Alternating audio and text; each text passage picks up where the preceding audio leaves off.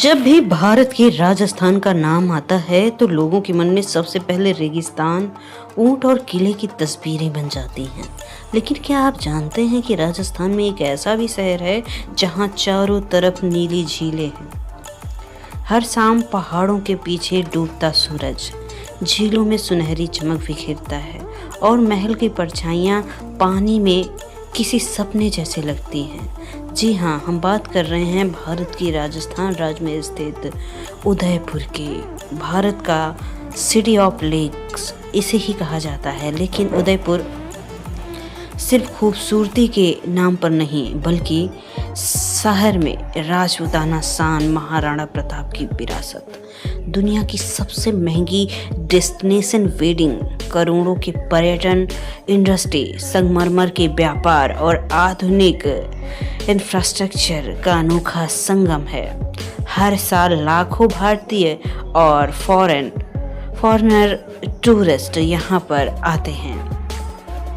अगर आप पहली बार उदयपुर आते हैं तो आप सबसे पहले नज़र जहाँ डालेंगे वो है यहाँ के महल, झील, लग्जरी होटल।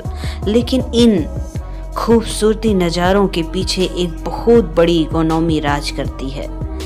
उदयपुर केवल टूरिस्ट पर निर्भर नहीं, यहाँ राजस्थान के सबसे मजबूत इकोनॉमिकल सेंटर में इसे माना जाता है। ये टूरिज्म, खनन, मैन्युफैक्चरिंग यानी माइंस की बात की जाए, hotel industry, real estate, education, service sector सब मिलाकर इसकी इकोनॉमी की बैकबोन बनते हैं।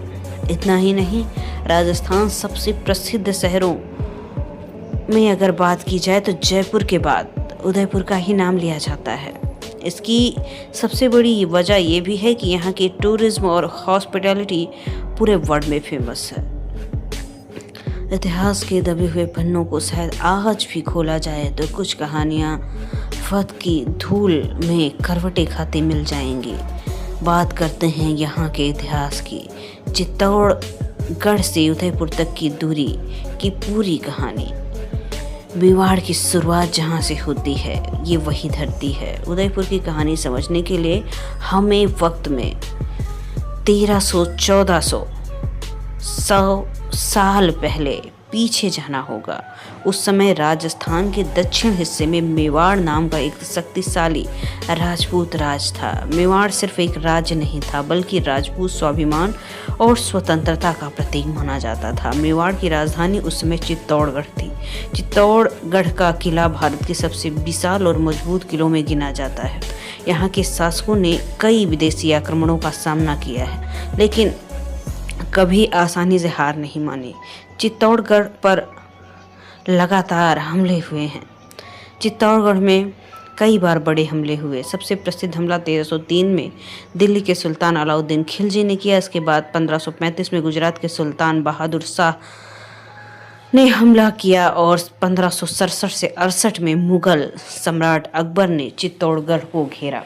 अकबर की सेना बहुत बड़ी थी, कई महीनों तक युद्ध चला, हजारों सैनिक मारे गए। अंत में मुगलों के कब्जे में ये इलाका आ गया। यहीं से मेवाड़ के इतिहास में बड़ा मोड़ आया। नई राजधानी बनने की जरूरत क्यों पड़ी? महाराजा उदय सिंह द्वितीय द्वारा समझ के हिसाब से चित्तौड़गढ़ का किला चाहे कितना भी मजबूत हो, लेकिन वह बार बार दुश्मनों के निशाने पर रहेगा, ऐसी उनकी सोच थी। उन्हें ऐसी जगह चाहिए थी जहां चारों तरफ से प्राकृतिक सुरक्षा, दुश्मन आसानी से हमला ना कर सके, पानी की कमी ना हो, खेती और व्यापार दोनों विकसित हो सके। उन्होंने अरावली की पहाड़ी के बीच एक घाटी चुनी जहां पहले एक सुंदर झील थी। यह स्थान प्रकृति के रूप से सुरक्षित था और पानी की अच्छी व्यवस्था थी। 1559 उदयपुर की स्थापना। 1559 में महाराणा उदय सिंह द्वितीय ने इस जगह को नई राजधानी की नींव के रूप में स्थापित किया। कहा जाता है कि महाराणा उदय सिंह इस क्षेत्र में शिकार के लिए आए थे। तब उनकी मुलाकात एक साधु से हुई। साधु ने उन्हें सलाह दी कि यदि वे यहाँ अपनी राजधानी बसाएंगे तो उनका राज्य लंबे समय तक सुरक्षित रहेगा, चाहे इसे लोक कथा माने, ऐतिहासिक परंपरा। लेकिन इसके बाद यही नया शहर बसाया गया, उसका नाम उदयपुर यानी से स्थापित किया गया। 18वीं शताब्दी के अंत तक मुगल साम्राज्य लगभग कमजोर हो चुका था। इसके बाद मराठों का प्रभाव और फिर मेवाड़ राजनीतिक और आर्थिक दबाव में आने लगा। लगातार युद्धों ने राज्य की आर्थिक स्थिति को कमजोर कर दिया।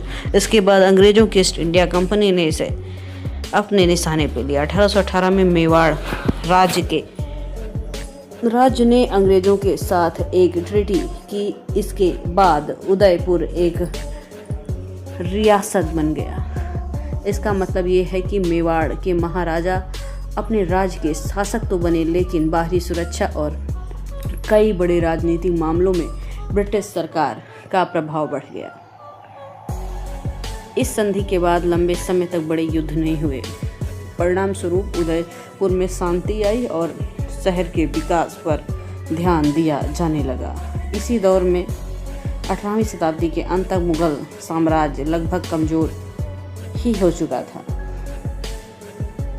अब बात की जाए आज के समय की, तो ब्रिटिश काल में उदयपुर में कई आधुनिक बदलाव हुए। धीरे धीरे सड़कें बेहतर हुई, प्रशासनिक व्यवस्था मजबूत हुई, व्यापार में बढ़ावा मिला, रेलवे का विस्तार हुआ, जिससे उदयपुर का संपर्क राजस्थान और भारत के अन्य हिस्सों में हुआ। इसी समय शिक्षा और स्वास्थ्य धीरे धीरे सुधार में आए।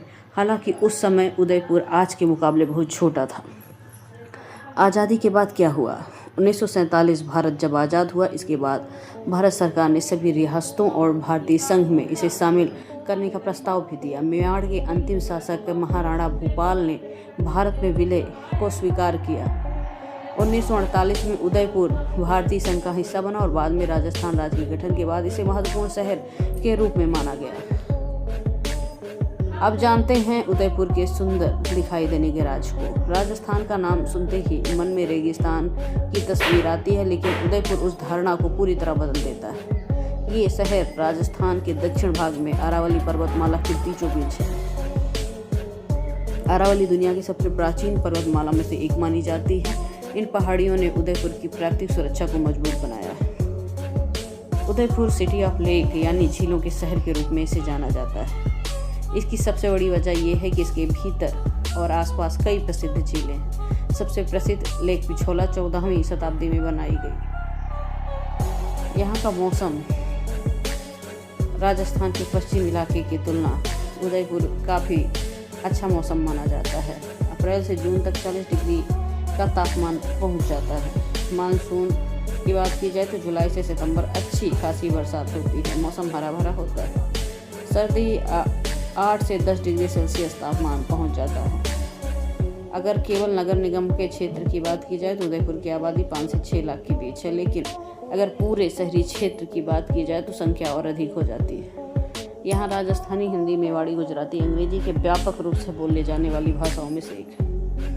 उदयपुर की लाइफस्टाइल कई अन्य शहरों से अलग है। यहाँ लोगों के जीवन जीने की परंपरा आधुनिकता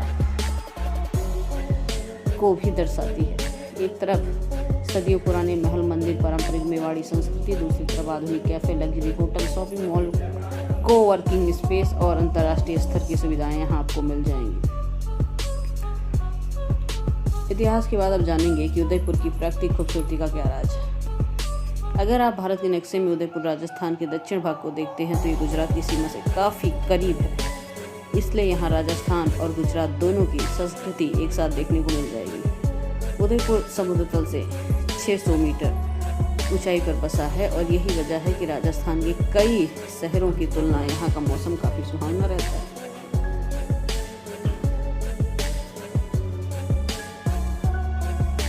कुर्सी की पेटी बांध लीजिए क्योंकि अब यहाँ का वर्चुअल टूर आप घर बैठे करेंगे। नंबर 1 पे आता है यहाँ की पिछोला झील। इसका निर्माण 14वीं शताब्दी में स्थानीय बंजारा समुदाय द्वारा कराया गया।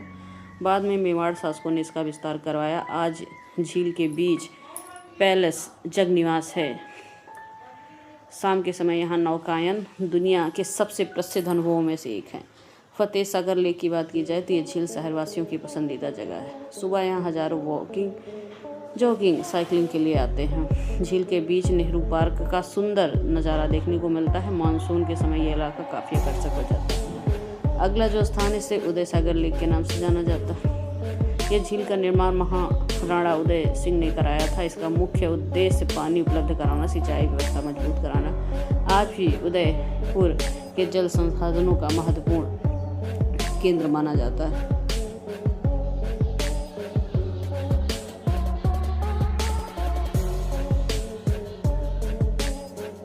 किसी भी शहर की पहचान केवल उनकी इमारत, सड़क और वहाँ पे बसने वाले लोगों से नहीं होती, और भी कई फैक्ट होते हैं। उदयपुर का सबसे बड़ा क्षेत्रफल ये भी साबित करता है कि यहाँ 5 से 6 लाख के बीच आबादी नगर निगम की है, बल्कि पूरे शहरी क्षेत्र में 7 लाख से अधिक जनसंख्या है।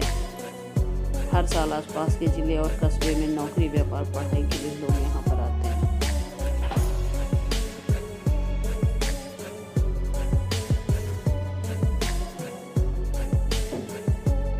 अगर मैं आपसे पूछूं कि उदयपुर की सबसे बड़ी पहचान क्या है, तो आप शायद जवाब देंगे कि झील, पर्यटन और महल। लेकिन सच पूछे तो उदयपुर की असली ताकत केवल पर्यटन नहीं है।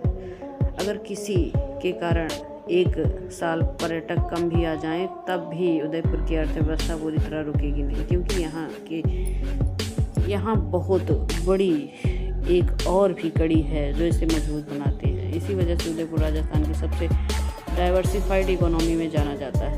यहाँ की tourism, hotel, hospitality, destination wedding, zinc और खनन उद्योग, मार्बल, मिनरल प्रोसेसिंग, शिक्षा, रियल एस्टेट, रेल व्यापार, हस्तशिल्प के लिए भी इसे जाना जाता है। इन्हीं क्षेत्र में लाखों रोजगार प्रत्यक्ष और अप्रत्यक्ष रूप से मिलते हैं। अगर उदयपुर की अर्थव्यवस्था के एक पेड़ के रूप में माने तो उसका सबसे मजबूत केंद्र पर्यटन होगा। हर साल देश विदेश से लाखों लोग यहाँ पर आते हैं। दिल्ली, मुंबई, अहमदाबाद, जयपुर, बेंगलुरु, कोलकाता, चेन्नई के शहरों से लोग आते हैं। लेकिन फ्रांस और America, Italy, Germany, Britain, Japan से भी लोग यहाँ पे आते हैं। यहाँ होटल बुक करना, एयरपोर्ट या रेलवे में टैक्सी की व्यवस्था, रेस्टोरेंट में खाना, झील में बोट राइड, सिटी पैलेस और स्मारकों की टिकट खरीदना यहाँ की अर्थव्यवस्था को मजबूत बनाते हैं। बाजार, कपड़े, पेंटिंग, संगमरमर वस्तुएं और हस्तशिल्प भी खरीदे जाते हैं। पूरे खर्च पर केवल एक होटल तक नहीं टिकता, कई सारे होटल हैं। इससे taxi driver, guide, hotel staff, waiter, safe, दुकानदार, फोटोग्राफर, नाव चलाने वाले, लोक कलाकार, हजारों छोटे बड़े व्यापारी आय बनाते हैं। डेस्टिनेशन वेडिंग की बात की जाए तो पिछले 15 से 20 साल में उदयपुर की सबसे तेज़ी से भी बढ़ने वाली व्यवस्था में से आता है। अगर भारत में सबसे शानदार शादी के शहरों की बात की जाए तो उदयपुर का नाम आता है। कई बड़े उद्योगपति, फिल्मी सितारे, क्रिकेटर, विदेशी परिवार यहाँ शादी के लिए आते हैं। एक बड़ी शादी में दूल्हा दुल्हन ही नहीं होते, बल्कि 300 से 1000 मेहमान भी होते हैं। होटल बुक होते हैं, फूलों की सजावट, lighting, music, event management, makeup, photography, सुरक्षा, ट्रांसपोर्ट, हर चीज़ की ज़रूरत पड़ती है। यहाँ कई लग्जरी होटल हैं, 5 सितारा होटल भी आपको मिल जाएंगे।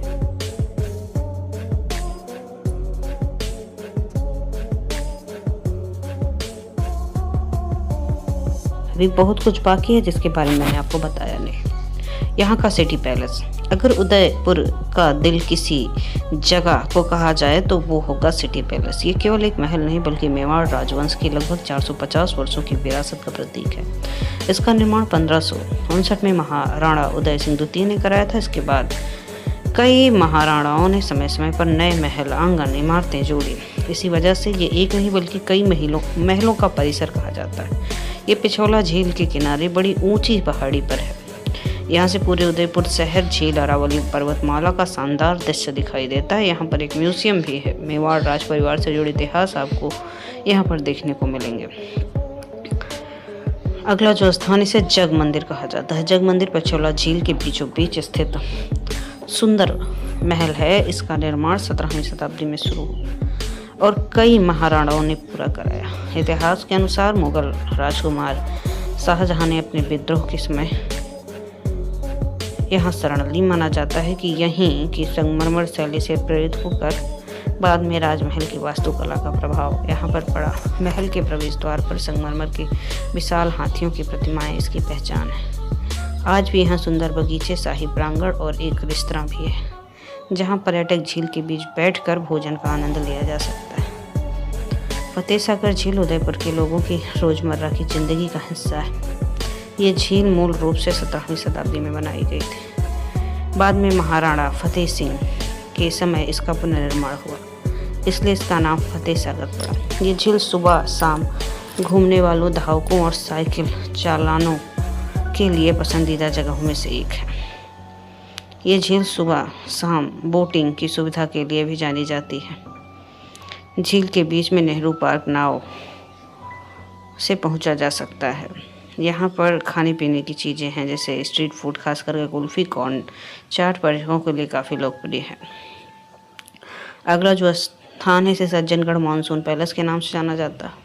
अगर उदयपुर के सबसे खूबसूरत सनसेट पॉइंट की बात की जाए तो सज्जनगढ़ मानसून पैलेस माना जाता है। ये समुद्र तल से 944 मीटर की ऊंचाई पर अरावली पहाड़ी पर स्थित है और पूरे उदयपुर शहर को देखने के लिए बेहतरीन नज़ारा माना जाता है।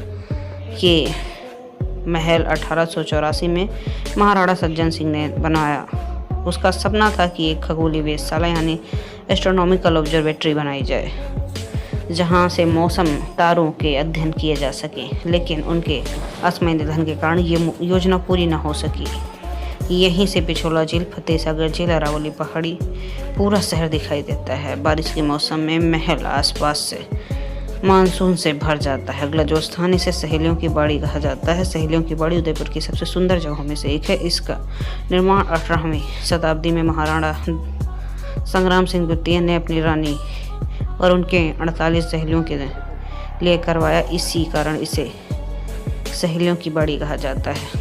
इस बगीचे की सबसे बड़ी विशेषता है कि संगमरमर के फव्वारे बिना फव्वारे के किसी आधुनिक व्यवस्था के, सिर्फ केवल गुरुत्वाकर्षण के दबाव के बल से यहाँ पर इतनी सुंदर व्यवस्था हो पाई। करनी माता मंदिर भी है। करनी माता मंदिर दुनिया भर में फेमस है। करनी माता मंदिर मछला पहाड़ी पर स्थित एक प्रसिद्ध धार्मिक स्थल है। इस मंदिर तक पहुंचने के लिए रोमांचक तरीका रोपवे है। कुछ ही मिनट में आप यहाँ पहुंच जाते हैं।